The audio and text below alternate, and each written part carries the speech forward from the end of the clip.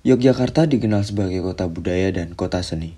Hampir setiap sudut kota menyimpan nilai sejarah dan estetika. Namun, di balik pesonanya, masih banyak ditemukan coret-coret liar yang memenuhi dinding bangunan. Fenomena ini memunculkan pertanyaan, apakah semua coretan merupakan bentuk seni? Atau justru termasuk vandalisme yang merusak ruang publik? Jadi vandalisme, dari kata vandal itu kan merusak ya. Jadi kalau kemudian pakai istilah isme itu kan merusak tatanan, merusak keindahan dan kaidah-kaidah yang ada. Vandalisme merupakan tindakan merusak atau mengubah fasilitas umum maupun milik pribadi tanpa izin. Bentuknya beragam, melalui dari grafiti ilegal, tagging, hingga pemasangan stiker di ruang publik. Kalau vandalisme dianggap penting karena itu adalah merusak ya, artinya upaya kami adalah untuk mencegah. Misalnya upaya pencegahan yang kami lakukan itu kalau untuk di kegiatan tahun ajaran baru di SMA itu kan ada masa pengenalan MOS. Ya, kami sampaikan terkait dengan vandalisme yang ada di dalam lingkungan di wilayah kota Yogyakarta itu juga sudah mulai merusak. Itu sebetulnya bukan seni. Kalau yang seni itu kan terorganisir dan itu ada izinnya yang ataupun sedang dilombakan atau mungkin itu ada nilai-nilai tertentu yang itu sangat dianggap positif. Di Yogyakarta, aksi seperti ini masih kerap ditemukan meski pemerintah rutin melakukan pembersihan. Dalam Pol PP untuk melaksanakan pelanggaran ini di dalam peraturan daerah nomor 7 tahun 2024 tentang penyelenggaraan ketentraman dan ketertiban umum dan perlindungan masyarakat di dalam pasal 15 ayat 1 sampai ayat 5 istilahnya di situ orang dilarang untuk melakukan coret-coret terhadap bangunan, fasilitas umum dan tempat bangunan ya seperti itu, fasilitas umum. Di situ sudah tercantum bahwa pelanggaran yang terjadi akan dikenakan sanksi administrasi atau sanksi pidana. Meski penertiban terus dilakukan, coretan baru tetap bermunculan. Kondisi ini menunjukkan bahwa pesona vandalisme bukan hanya soal penegakan aturan, tetapi juga berkaitan dengan perilaku masyarakat. Apa yang Anda rasakan ketika melakukan vandalisme? Itu kepuasan, kebebasan, perlawanan, atau hal lain? Ya, yang saya rasakan itu kebebasan, perlawanan. Kalau untuk hal lainnya tuh salah satu cara untuk mengekspresikan diri sama adrenalinnya sih mas, itu aja sih mungkin. Apa alasan utama Anda memilih tembok atau bangunan tertentu sebagai media coretan?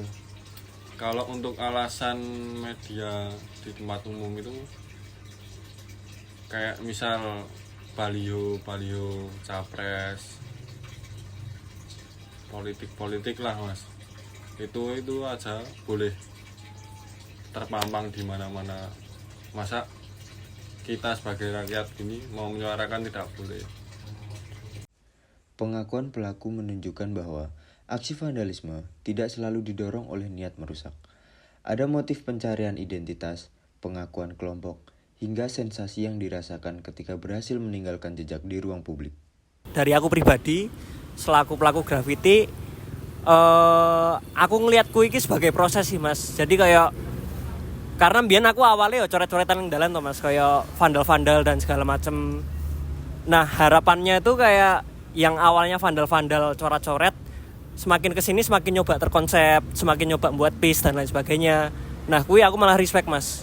Cuman yang jadi masalah adalah ketika mereka coret-coret tok, terus ngegedi tok, vandal-vandal tok, terus ragilem tanggung jawab dan lain sebagainya.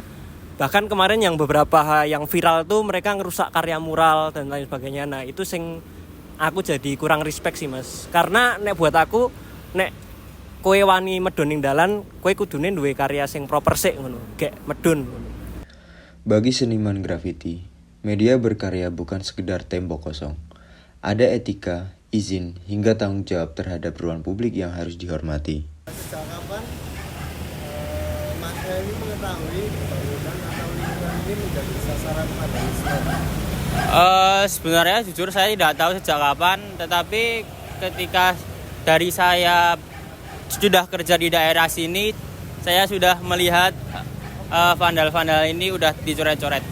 Tempat-tempat ini udah dicoret-coret. Apa dampak yang paling terasa akibat adanya coretan vandalisme di tempat ini? Mungkin dampaknya untuk orang awam atau orang biasa, mungkin ketika dia melihat vandalisme itu mungkin terganggu matanya, mungkin seperti itu. Menurut Mas Heri sendiri, apa yang sebaiknya dilakukan agar vandalisme di Yogyakarta dapat berkurang? Menurut saya lebih baik mungkin dari sisi orangnya atau yang melakukan vandalisme itu lebih bijak untuk mencoret-coret. Tapi dari sisi pemerintah juga harus dibenahi bahwa pemerintah itu juga harus menyediakan tempat untuk kesenian ini. Bagi masyarakat, vandalisme bukan hanya persoalan tentang estetika. Coretan liar juga menimbulkan kerugian ekonomi dan mengurangi kenyamanan lingkungan. Kalau menurut saya vandalisme itu lebih ke tujuannya nggak jelas ya. Dia bisa aja kemana-mana nggak jelas. Dan kalau graffiti pasti tujuannya jelas.